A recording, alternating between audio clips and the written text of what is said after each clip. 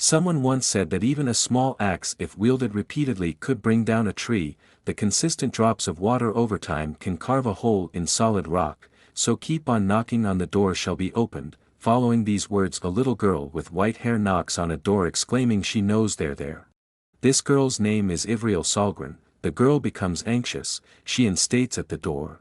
If only she was a bit older and taller she could have easily reached the door handle. It's really annoying for her. By the way, she has traveled back in time, but for all the ages to return to this one isn't the best. In a low tone, she asked her father if he can hear her. He doesn't have to be scared, he doesn't have to come out now. Her dad has to get up from the hospital bed, so she doesn't die. Later that night at the palace, the full moon brightens the night sky. Ivriel is sleeping soundly. Suddenly someone enters her room telling her to wake up Princess Solgren. As she opens her eyes she is surprised to see the crown prince of the Belotien Empire, Tazarek Caswither Walnarian. He helps her out of bed stating she has to leave the palace. She doesn't understand what he means. He tells her he'll explain later. She follows Tazarek. While she wears a hoodie over her head, she ponders why he's acting this way. Is he going to try and drown her in the palace fountain, or will he lock her in the closet again? Suddenly she becomes uneasy when she realizes they're heading toward the Imperial Palace Chapel. Tazarek exclaims he'll only say it once. There's a secret passageway under the pipe organ seat. Once she's inside she must not turn any corners and head straight, only then she'll be able to leave the palace before dawn. She questions why should she leave the palace. A eerie silence fills the atmosphere. He grips her hand tightly, then turns around declaring if she doesn't leave she will die. She is petrified and becomes pale. Tazarek further elaborates that 2 weeks ago the eastern side tore open. The Duke of Solstern couldn't stop the surge of demonic beasts, which resulted in the corrosion of at least half of the northern part. Demonic beasts are a creation of the evil god of darkness. If the chance to purify a land corrupted by darkness is missed, then it will release miasma. The plants will die due to the miasma sleeping in the soil, which leaves the herbivores with nothing to eat. Afterwards the carnivore will die. Finally the people will die. Worried she inquires about her father. Tazarek responds they haven't had any contact with Duke Solgren. The questions about reinforcement, the troops that are stationed in the dark alone. However, they were never sent there in the first place, because the imperial family plans to give up the north. She can't believe what she's hearing. As a result of everything, the imperial family has decided to punish the Solgren for failing to protect his territory. She comes to the conclusion that the corruption is just an excuse to get rid of the Solgren who's been a thorn in their eye for a long time. When the current emperor ascended the throne, a large-scale purge occurred. Herwin Solgren was the only surviving member of the royal family. The reason why Herwin escaped execution is because he's a royal and a Solgren at the same time. For families of the meritorious subjects including the 10th Keeper Solgren, founded Belotien alongside the first emperor and swore one thing in the name of Shia. It was called the Oath of Protection. The royal family cannot harm the 4 meritorious families, and those 4 family cannot harm the bloodline of the imperial family. There's only one case where you can break that oath, that's when they fail to fulfill their mission as a vassal. There's no way the emperor would miss such an opportunity. However, something confuses her. She asked why he's helping her when he hates her. He glances at her for a moment then turns around exclaiming he never hated her. She questions what he said. At that moment he opens the door to the chapel. Upon entering, a statue is seen towering over them, but she notices something odd. The statue of goddess Shia wasn't originally smiling. Suddenly someone comments he never imagined these two would dare to pray. He smirks looking down on them, states it's a good evening, isn't princess? His Majesty approaches them stating she's as naive as ever for her to believe whatever his son told her.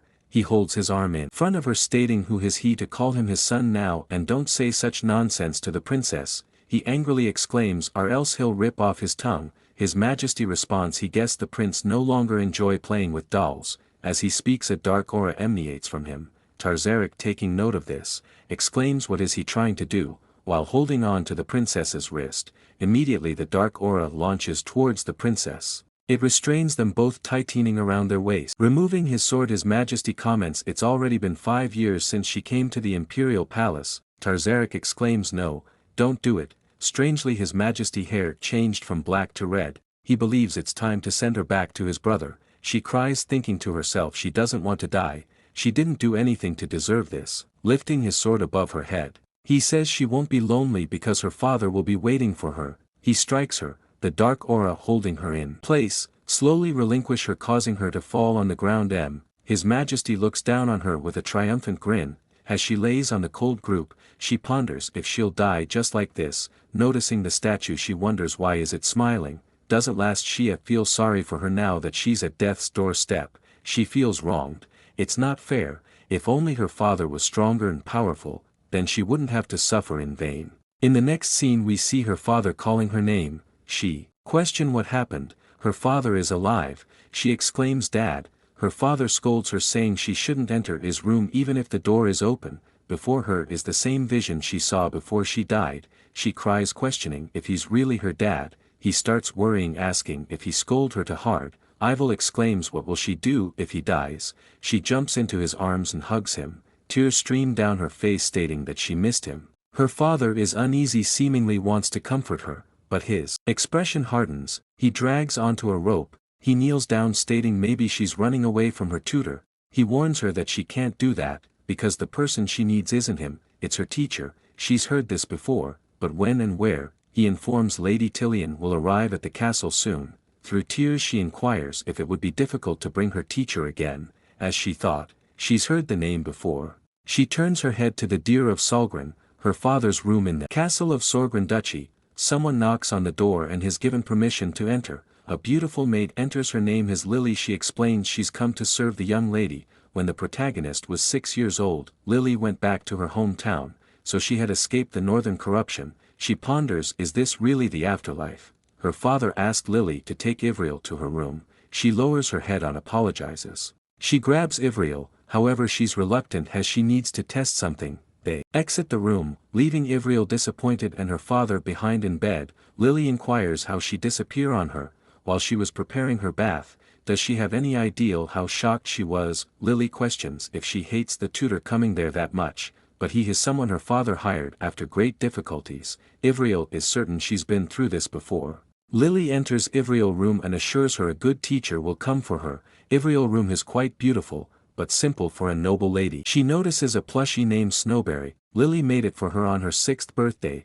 Ivriel jumps out of Lily's hand, suspecting something. She goes to look into the mirror, and can't believe this is her. Her body trembles and she asks Lily if she's 6 years old. Lily smiles, exclaiming today's her birthday. Ivriel becomes pale, unable to process what she just heard. Moments later Lily asked if she got hurt. Ivriel stares at her, seemingly confused, until she feels a small scare on her chest. She exclaims Lily is right, she never had a scare there before. This scare had to have come from before her regression. Lily asked if she can't remember how she got hurt. Just by looking at how deep the scare is she can tell it must have been painful. She's right, the pain was unbearable when she was cut by the Emperor's sword. The sinking feeling and blurry vision really scared her.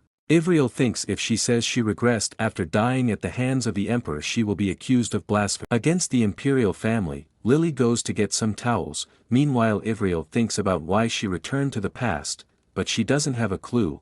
But what's certain, when she turns 14 Solgren will be no more. She ponders, could this be an opportunity given by the goddess? This is an opportunity to change her future with her own hands. Lily notices Ivriel staring into the mirror, but she's only 6 years old. So how will she do it? She's just a powerless little girl. Her only option is for her father to regain her authority and power. That way the Emperor won't be able to lay his hands on him. With an intense stare she thinks that's how it should go. However, the problem is her father is way too sickly. The reason why there's no proper support base for Solgren probably has something to do with his poor health. She goes to the window, thinking the boundary that glows between the peak of Mount Kima, the barrier. It's not just some weather phenomenon, but against the powerful monsters that live among the mountain and the sealed darkness. It serves as their only line of defense. So if the barrier is unable to function as normal, then Solgren will have to pay the price of being unable to protect its role as barrier keeper. She ponders that the barrier being torn was a part of the Emperor's plan all along. At this moment she can't just stand still and watch everything happen. To prepare for the future and restore the Duke's authority, she has to cure her father's illness and do whatever it takes, so her current priority is restoring her father's health. Lily brings her to the dining table and requests she takes a seat. However, Ivriel thinks the food is plain. She ponders if her father eats feeble food like it every day. Chef Alex exclaims it's not much, but he tried his best. Ivriel smiles and gives him a thumbs up, explaining that the cake looks delicious and thanks him. Alex cries thinking she's too kind. She knows the cook isn't lacking in skill. Rather, the financial situation is so poor that the food budget is also inadequate. Later on, Lily tells her to blow on the candles. She says okay and blows out the candles on the heart-shaped cake. They all clap. This beautiful moment warms my heart. Wish I had a birthday party. I almost want to cry, but let's just enjoy the moment for now. She'll never experience her 5th birthday again after all. Ivriel's birthday is October 27th. So the current calendar is Lebenko October 27th of year 147. She thinks it was around this time of the year, when she entered the palace with her governess as per the empire's policy. That's why her father said the person she needs the most is a tutor. However, she thinks her father is a dummy because the person she needs the most is him, his warm embrace and his warm smile. That's why she can't allow the governess to enter the castle. She turns her head to Lily exclaiming if she's her nanny. Lily responds yes she is. Ivriel asked if she will be on her side no matter what. Lily responds of course, so she'll accept any request she asks of her. Lily responds don't even mention it, she can ask anything of her and she will listen. She grinned mischievously at Lily. Meanwhile Ivriel's father is burning up, he's sweating and feel dehydrated. He reaches for the rope to call for the doctor. Suddenly he's hit in the face with a towel. Ivriel smiles exclaiming good morning daddy. He states at her obviously surprised. Then slowly lays back down thinking it's a weird dream. His eyes open wide when she asked if she really thinks he's dreaming right now. He jumps out of bed, still flustered. He sees his daughter with her sealed up and carrying a bowl in her hand. He grips the towel, question how she got in. Ignoring the question she exclaims it seems like he has a fever. He asked again how did she get in. Then he notices Lily at the door. He tells her to come in for a moment. She enters and smiles exclaiming good morning Duke. He asked if she opened the door for her. She nervously exclaims she didn't directly open the door for her, she only helped her up so she could open it. Earlier Ivriel made it clear she needed to go inside her father's room. She promised. Lily tried to say something, but Ivriel interrupts saying she won't eat if she doesn't help her. Lily becomes terrified and tells her not to say something so scary. Breathing heavily her father tells Lily to bring Ivriel outside. Also she should get rid of the towel too. Ivriel exclaims she can't get rid of it, he still has a fever. Her father reminds her of what he said yesterday, even if his room door is open, she can't go inside. He tells her not to do it again and if she understands.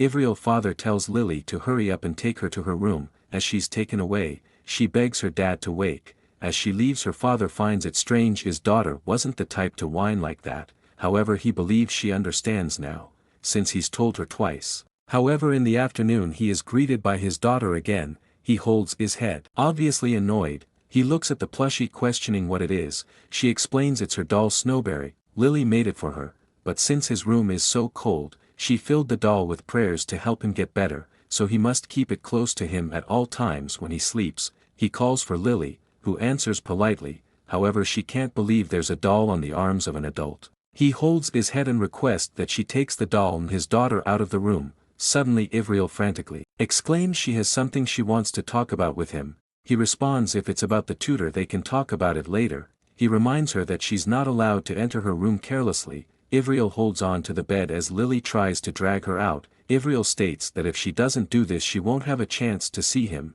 She desperately asked her father to listen to her for a second, but her hand slips, and she is taken outside by Lily. She had expected this outcome, however her father is too strict. Lily tells her not to be upset. She responds with teary eyes that she's just worried about her dad. At first she visited him with the intention of bringing up a tutor, however the moment she saw her father laying in bed, she couldn't say a single word, because it seemed her father could disappear at any moment. She thinks he must be lonely in a room that doesn't get any light. That's why she was trying to stay next to him so he doesn't feel lonely. She knows she can't continue like this, there must be a better way. Ivriel informs Lily she has a place she wants to go immediately. Lily questions where is she planning to go. She smirks. In the next scene we see they went to visit Herwin's Dr. Evan Chrysler. He questions why they came. Are they perhaps sick? She realizes that if she wants to continue nursing her father, she explains it's not that.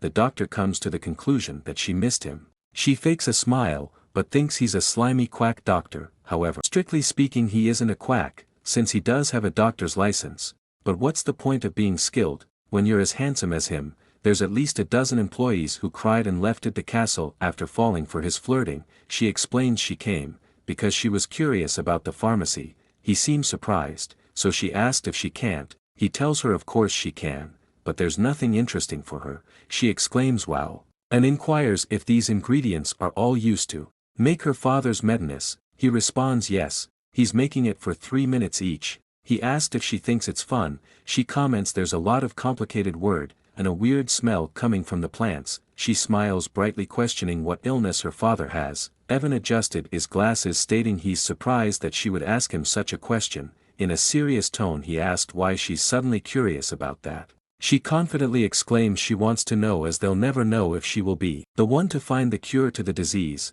Currently not much is known about Herwin's disease. The only one who knows the truth about Herwin's disease is his doctor, Evan, as well as the Duke's aide. Evan thinks it's unlikely for anyone in the duchy to be aware of it. It's also to protect all these people. Evan crosses his leg, exclaiming His Majesty is afflicted with a disease that slowly causes his lung to weaken, which is why he has a harder time with small illnesses. Ivriel inquires about the ideal way for her to improve her father's health. Should he eat, sleep or exercise to get healthy? Evan kneels down, stating it would be great if he takes a walk with her when the weather is nice. She smiles, asking if that's okay. He responds her sincerity will definitely help, but the truth is the Duke's current situation is at a point where the doctor can't do much more. The only thing that can happen is for Ivriel to handle it well. At that moment she hugs Evan, thanking him. She's now less worried. Lily thinks it's a relief the lady feels better. She gives Evan a thumbs up and Evan feels the same.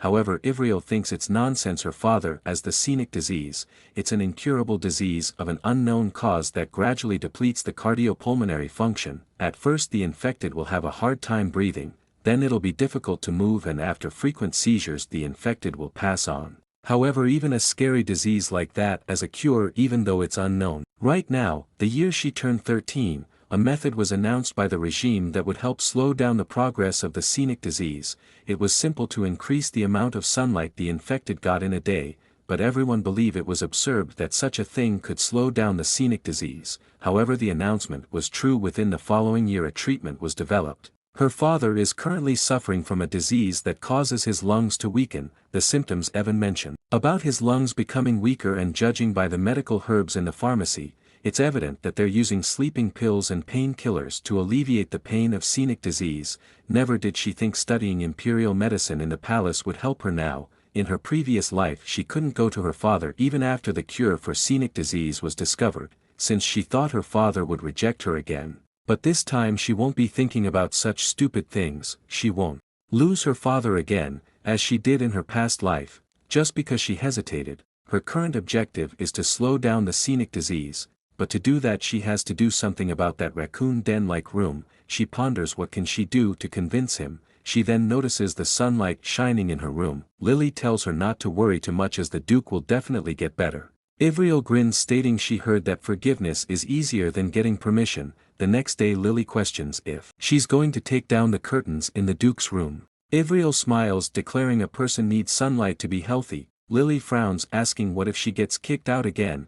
Ivriel explains she had thought about it and she's certain she'll get kicked out no matter what she does. Lily lifts her up as Ivriel explains she's the one that will be kicked out, not her. However, Ivriel is petrified when she realized he locked it. She clenches her fist, wondering why she had tried so hard to nurse him back to health. How can he just lock the door? She starts yelling her dad is stupid, she hates him, and that he knew she would come to visit, that's why he locked it. Her father smacks his head, thinking she wasn't this type of child to be so stubborn. He never thought she'd resist this much to get a tutor. He ponders if he should keep being so forceful. Suddenly he starts coughing after that blood was in his hand. His symptoms are getting worse, so no matter how it pains him, he can't get any closer to Ivriel. She stands at the door asking why he locked the door. Maybe he's mad at her. She then thinks even when he scolds her he never gets mad. Suddenly she realized that his symptoms must have deteriorated. Her hands tremble as she knocks on the door again, asking if he can hear her. Lily comments that she thinks her father is resting.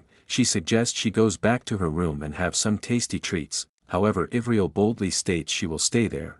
She doesn't need snacks. Her father is the most important thing to her right now. At that moment, the door opens. She exclaims Dad, but the person who exits the door is no other than Kian. He's the man who assumed the position as the Duke's aide, by pushing out the Mayer family who has served the Duke for generations. As expected from an aide, he is trusted to oversee the entire affair on behalf of her sick father. She exclaims, "Long time no see, Kian." He smiles, stating he doesn't think it's been so long until she left it. He kneels down, stating His Grace needs to rest. She's coming to visit her father, but it's a bit difficult now. She exclaims she has something she must tell her dad and request to see him for a moment.